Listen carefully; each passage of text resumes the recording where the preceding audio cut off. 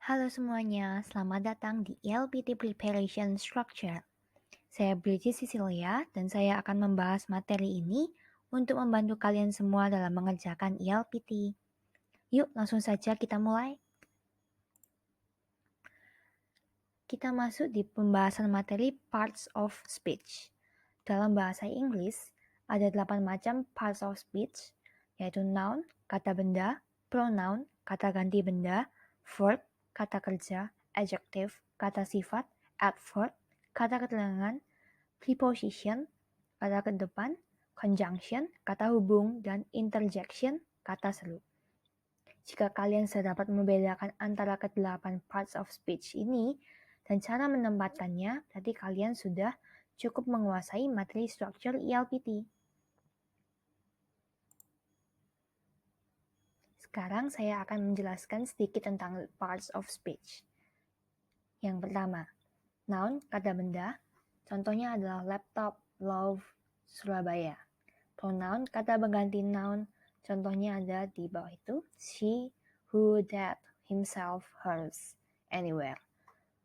Dan verb, kata kerja. Contohnya cry, intransitif, yaitu kata kerja yang tidak membutuhkan objek setelahnya.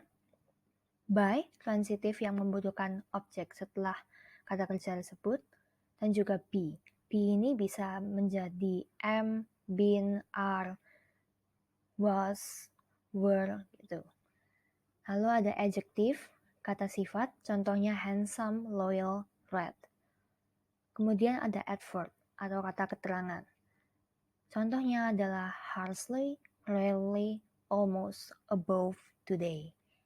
Biasanya adverb ini untuk memodifikasi kata kerja atau noun atau cara melakukan sesuatu. Lalu ada preposition, kata depan, contohnya adalah on, with, by.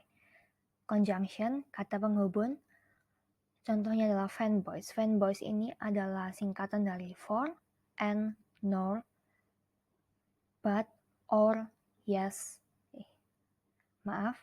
yet, dan juga so. Lalu although, not only, bla bla bla, but also. Kemudian ada interjection, kata seru, contohnya adalah oh, dengan tanda seru, wow, dan tanda seru. Selanjutnya, kita akan membahas tentang kalimat utuh dalam bahasa Inggris. Biasanya, dalam satu kalimat pasti ada noun dan verb. Contohnya, the cat meows. The cat ini adalah noun dan verbnya itu meows. Lalu di satu kalimat juga pasti ada subjek dan predikat. Contohnya, the black cat runs across the street. Subjeknya di sini adalah the black cat, dan predikatnya adalah runs. Across the street itu adalah keterangannya.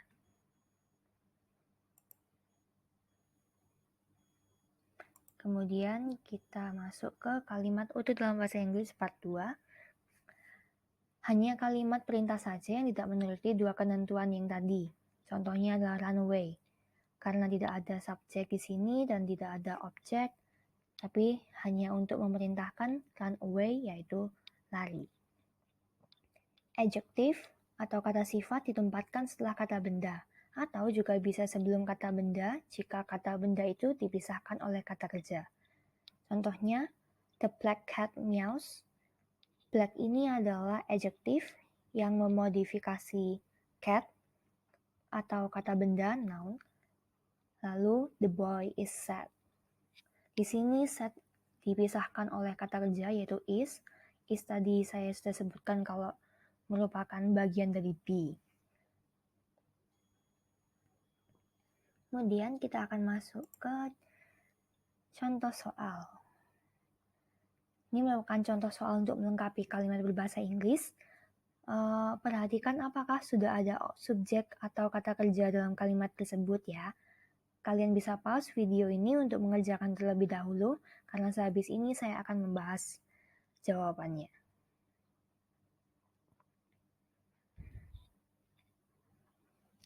Oke, nomor 1 yang benar adalah D. Exercising is needed to keep your body healthy. Karena pilihan lain tidak ada verb-nya, tetapi hanya adjective dan adverb. Jawaban lain bisa benar kalau ada is di depan mereka. Karena jawaban D mempunyai verb yaitu is, maka jawaban D yang benar. Lalu yang nomor 2, yang benar adalah C. Karena sesuai dengan subject-verb agreement, kalau diikuti dengan is, maka subjeknya harus individu, yaitu he. Jawaban A dan D salah karena keduanya merupakan kata objek. Lalu, kalau menjawab B, seharusnya diikuti oleh kata are, bukan is. Sedangkan di soal di sini diikuti oleh is. Yang ketiga, yang benar adalah A, karena pilihan lain tidak menempatkan subjek pada kalimat. Ya, di soal tersebut tidak ada subjeknya, karena her boyfriend hanyalah kata keterangan. Jadi kita dalam mengerjakan soal-soal ini harus teliti, atau mungkin harus dicoba memasukkan jawabannya satu persatu dan dilihat apakah kalimat tersebut sudah enak didengar.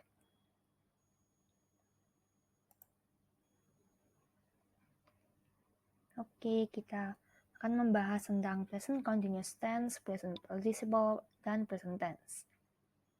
Present continuous tense, contohnya adalah I am cleaning the room, she is driving a car, they are singing in the living room.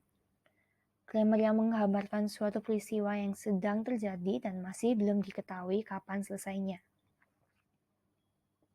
I akan selalu diikuti oleh am, he, she, it diikuti oleh is, you, we, they diikuti oleh are, lalu setelah am, is, are diikuti oleh verb yang ditambah ing.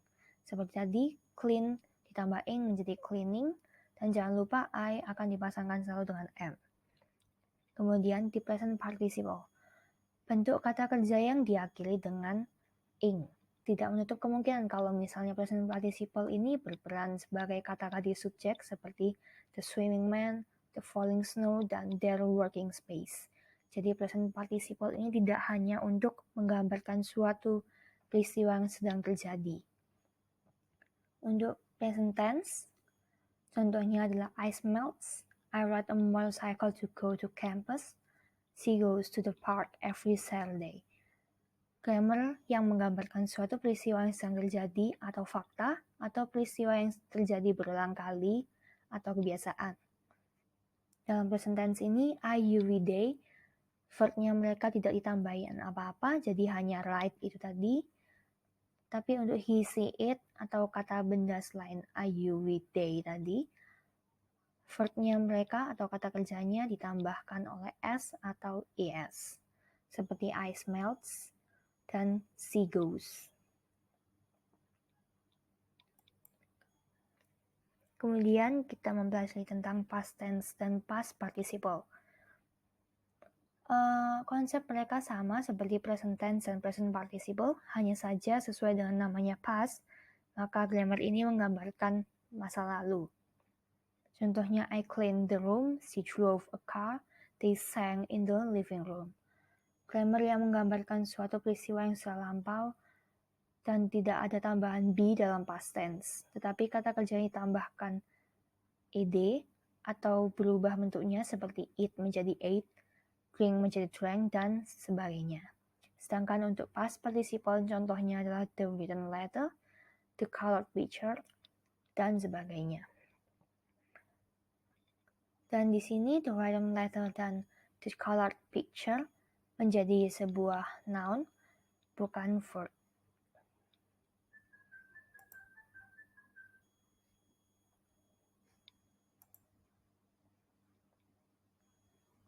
Oke, kita akan memasuki ke contoh soal untuk melatih kemampuan mengidentifikasi present dan past participle. Kalian bisa pause video ini untuk mengerjakan.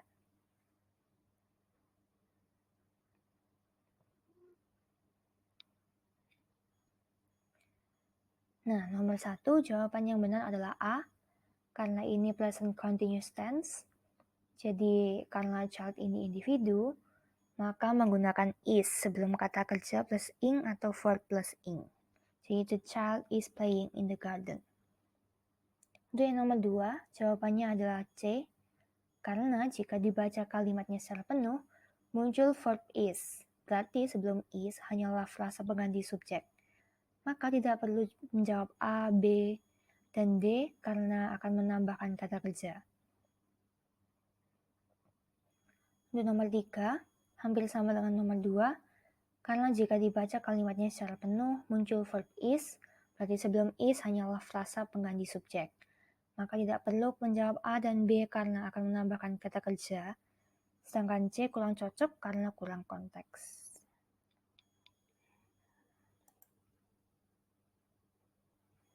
Kita sampai di subject-verb agreement. Kita perlu teliti dalam melihat kalimat, apakah bentuk verb sudah sesuai dengan apa yang harusnya dipasangkan dengan subjek. Contohnya seperti ini. The key to the doors is on the table. The keys to the door are on the table.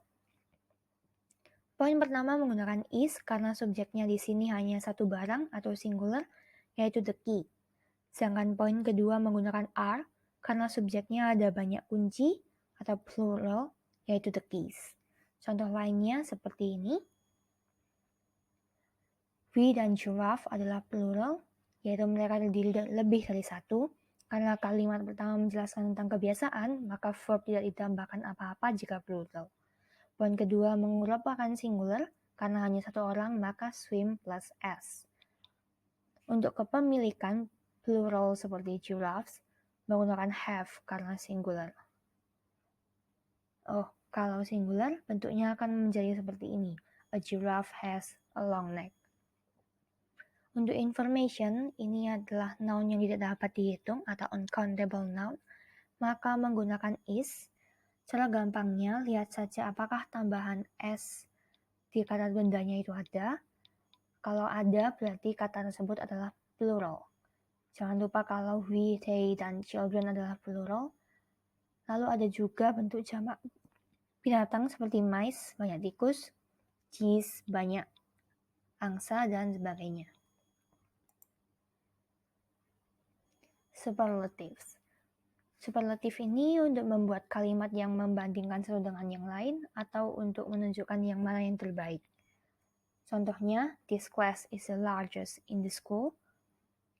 Mary is the most intelligent of all students in the class. Lalu ada lagi, contohnya, the harder he tried, the further he fell behind.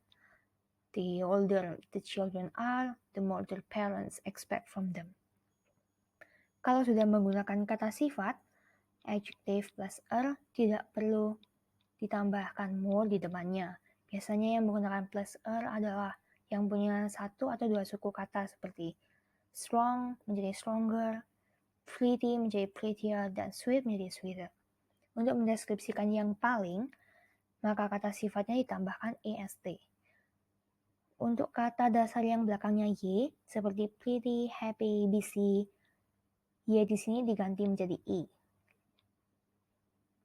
Untuk yang lebih dari dua suku kata, menggunakan more untuk mendeskripsikan yang lebih, dan most untuk mendeskripsikan yang paling, seperti the most beautiful, the more important, dan sebagainya. Nah, parallel structure ini sangat penting dalam mengerjakan ELBT karena banyak sekali soal-soal yang membutuhkan kemampuan kita untuk melatih parallel structure. Dalam bahasa Inggris, bentuk kata kerja harus sama dalam satu kalimat. Misalnya, I like singing and dancing. I like to dance and sing, atau I like to sing and dance. Tidak boleh I like to sing and dancing, atau I like singing and to dance.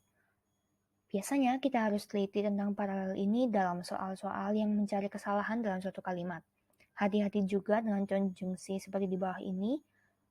Ini harus dihafalin pasangannya karena akan sangat membantu dalam mengerjakan soal-soal parallel structure. Nah, sebelum dan sesudah konjungsi ini, struktur kalimatnya harus tetap sama ya. Oke, kita masuk ke contoh soal lagi. Di slide ini kita bisa berlatih tentang paralelisme dalam kalimat berbahasa Inggris.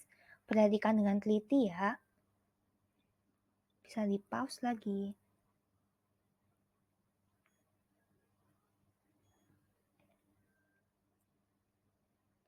Oke, jawaban pertama yang benar adalah D, karena pilihan itu paralel dengan journalistically accurate. Jangan lupa kalau pasangan neither akan selalu nor, dan jadi jawaban A dan C salah. Jawaban D lebih tepat daripada jawaban B karena journalistically paralel dengan completely. Yang kedua, yang benar adalah B karena paralel dengan prevention. Prevention di sini tidak ada it dan for di depannya, jadi A dan D salah. Prevention juga bukan dalam bentuk prevents atau preventing, jadi jawabannya tidak paralel dengan C dan D. Soal nomor 3 ini mencari kesalahan. Jadi yang benar adalah B, karena tidak sejajar dengan to color, to flavor, dan to fortify. Jawaban C salah karena to fortify sudah sejajar dengan verb sebelumnya. Jika ingin membenarkan kalimat tersebut, maka for preserving harus diganti dengan to preserves. Nah, sekarang kita sudah belajar skill-skill penting untuk melakukan ELBT. Terima kasih dan best of luck untuk kalian semua.